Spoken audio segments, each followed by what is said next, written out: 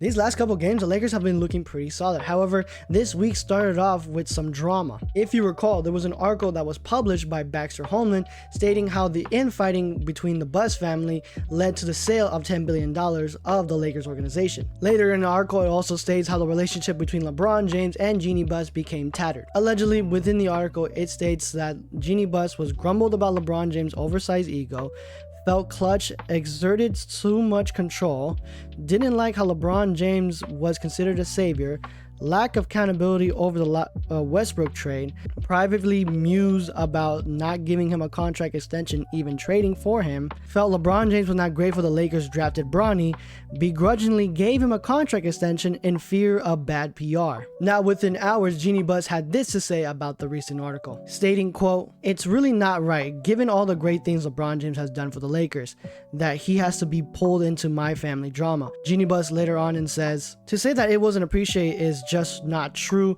and completely unfair to him." Now, following the next couple days, you also had guys like JJ Redick and also LeBron James himself stating how they felt about the article. JJ Redick states, quote, "Everyone in the organization appreciates LeBron James and appreciates what he has done for the Lakers. He's carried the legacy and also truthfully the burden of being a superstar for LA for 8 years, and he's done it with class," end quote. And when LeBron James was asked about the article, he simply stated that he doesn't care. But since this article was published, we also got reports that LeBron James and Rich Paul will meet with Jeanie Buss to clear the air. Then we got some news coming from Shams Charania stating that the LeBron James era of LA is coming to an end, which in my opinion is kind of a blessing in disguise. Now, the only reason for that is because his contract, again, he's getting paid $52 million. He's going to be 42 next season. So the only other options that he has is either take a pay cut, retire, or leave in free agency.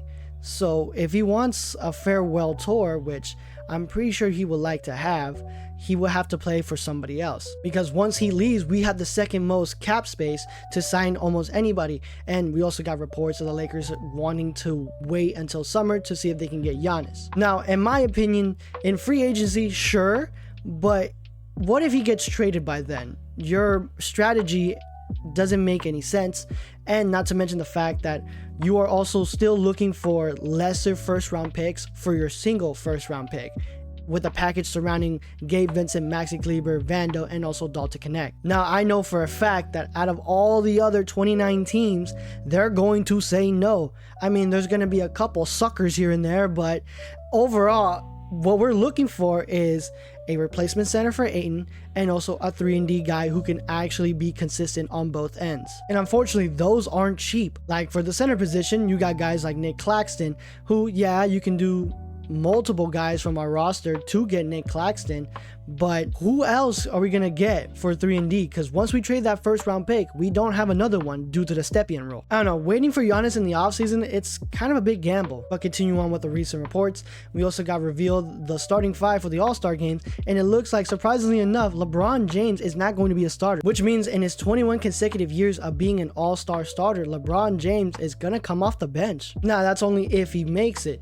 He also has some comments talking about that as well, stating, quote, "If I'm there in attendance. If I'm not there, I know I'll be able to take full advantage of it.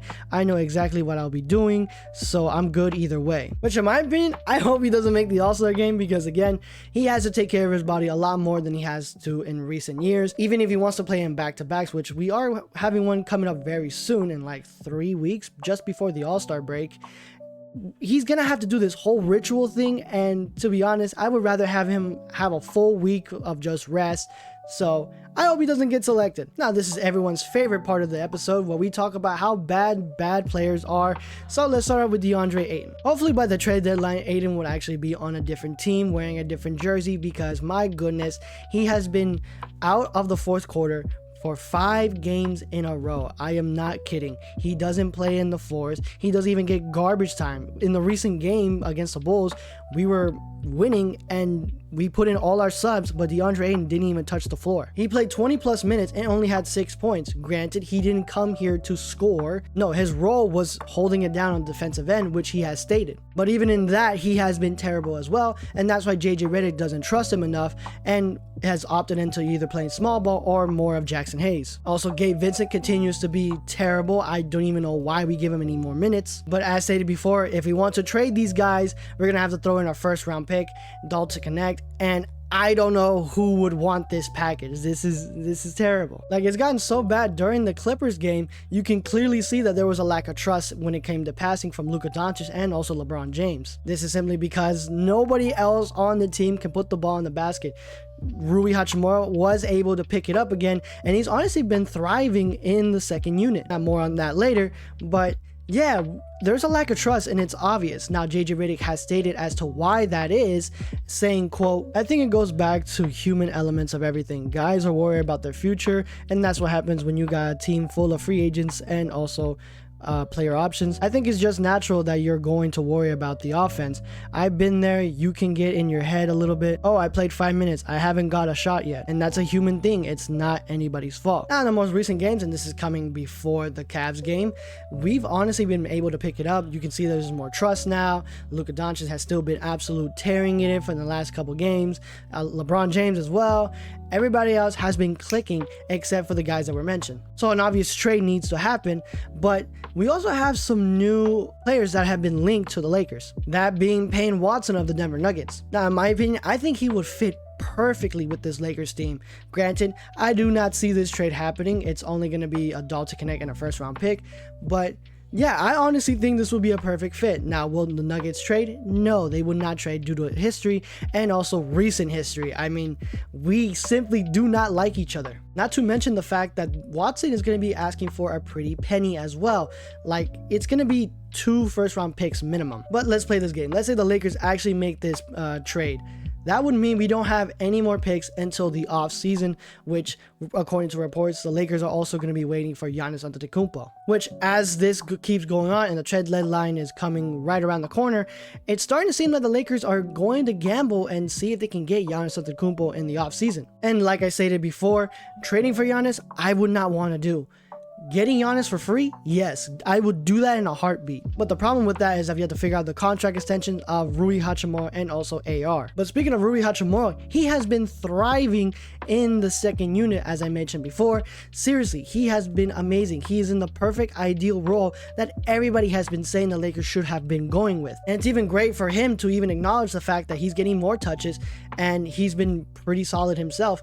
And he states that he doesn't care about his stats. He just cares about winning. Like, Rui Hachimura has been so good. Our 3-point percentage has increased tremendously. In the last 10 games, we are ranked 10th overall, and also before the Cavs game, we are ranked 20th in the league when it comes to 3-point percentage. Now, all that is not because of Rui Hachimura. Luka Doncic has also found his rhythm again from 3, but still, I mean, since he's come back, it's no coincidence. But unfortunately, in 2 games already, the Bulls and the Mavs game, we gave up huge leads. In the Mavs game, we gave up a 16-point lead. We still ended up winning. In the Bulls game, we gave up as much as 20 points, and they got it down to within 1, but we still ended up winning. Now, that's due to bad third quarters. We start off the second half pretty tired, but as it keeps going on, we start to find our groove again very, very slowly. Now, it seems like in the third quarter, we just simply look tired, but as the quarter keeps going on, we ended up fighting our way back and actually taking control of this game. But since the Lakers have been on the roll in previous games, the Lakers' fast break points differential, as shown here on this graph by Franco over on Twitter, it looks amazing. Like, the stark contrast between the first half of the season and the second half of the season is almost night and day. I really do hope to see that this trend keeps going, especially when AR comes back, whenever that is, because he's not playing against the Cavs game, and I believe that is due to the Lakers being safe. Maybe he'll play against the Wizards, and most likely on a minutes restriction, but regardless of that, I would love to see this trend continue. However, the starting 5, I would need to see some changes, because I believe going into the Wizards game, when AR, if he does come back for that game,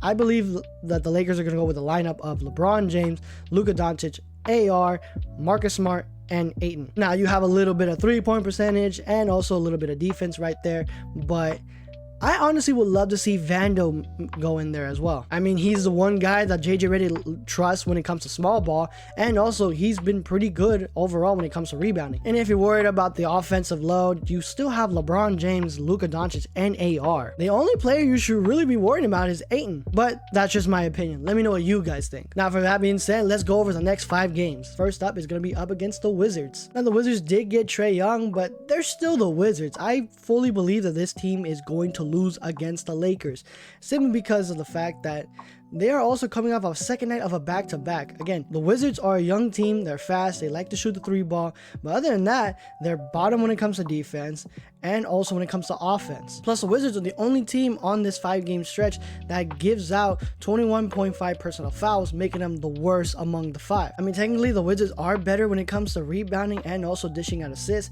But again, when you're 29th in defense and 28th on offense, it's safe to say that the Lakers are going to win against the Wizards. Next game, we're going to head to New York and face against the Knicks. The Knicks are actually the 3rd best team when it comes to 3-point percentage, and that's going to be the highest out of any team the Lakers are going to be facing in this 5-game stretch. They're also top 15 when it comes to assists, and honestly, this is starting to sound like the Lakers are probably going to lose against the Knicks. However, the Knicks are also coming off of a second night of a back-to-back as well. Now, second nights of a back-to-back usually tend to be a trap game, and also production may slow down due to players being tired, but that all depends on the game previously. Maybe they start blowing the team out and they start pulling away their starters, who knows. But either way, the Knicks are really good when it comes to offense, rebounding, and also they have a league average when it comes to defense. Now, they're 2 spots removed from actually being league average, but that's still in the price range of being average. So I mean, it's better than the Lakers, I could say, us being 25th. But as always, the part that the Lakers are probably going to exploit will be the personal fouls. The Knicks give out 20.6, making them 20th in the league overall. And not to mention, they also don't turn the ball over. They actually take care of the ball pretty well, being top 5, only turning over the ball 13.6. Now, the Lakers are also coming off a game against the Chicago Bulls.